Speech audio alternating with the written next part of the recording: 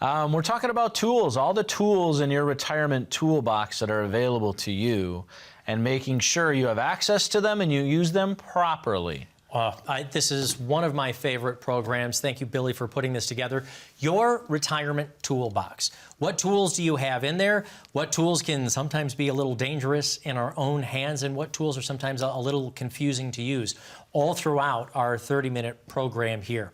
Well, let's start out in the beginning. Do you remember your first toolbox, or do you like to give a toolbox to your kids?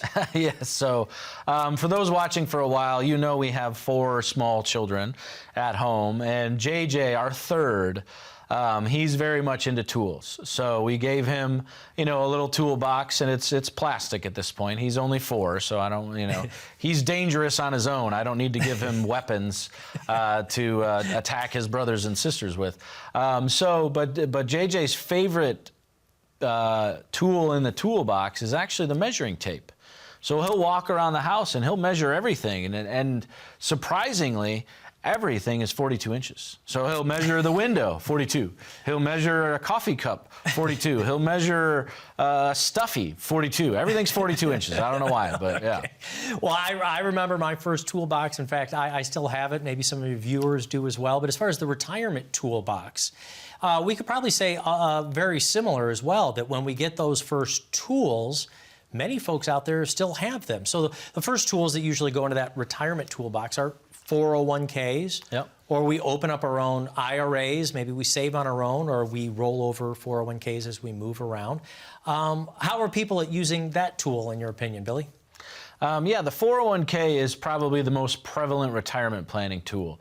And that is where you have contributed, through your work, through payroll deductions for the past 10, 20, 30 years. But it's not the only one.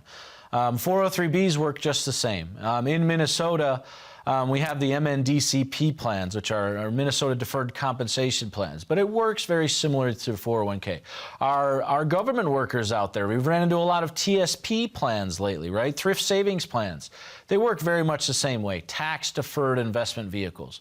And they are terrific tools for ongoing saving throughout a career. So 10, 20, 30 years, they're a great place that you can automatically save for retirement, which is important for some people.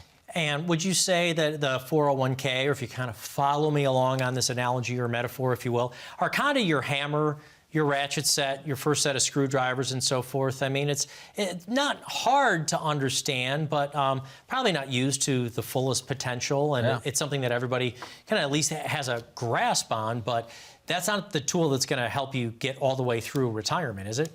Yeah, and I think your 401k, your IRA, as you think about this out there in the audience, really those are kind of like your toolbox to a certain extent, Spike. So inside your 401k is then a multitude of tools, right?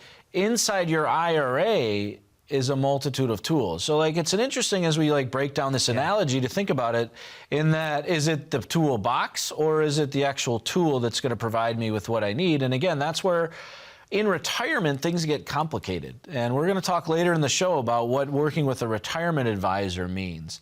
But when you're just accumulating assets, a hammer can be all you need, because all you're looking for in accumulation is rate of return. You're just looking for the highest rate of return possible. So that nail can get hit with that hammer, no big deal. I have one problem to solve. I want rate of return, right? But in retirement, it becomes increasingly more complicated, which is when you need to use more tools.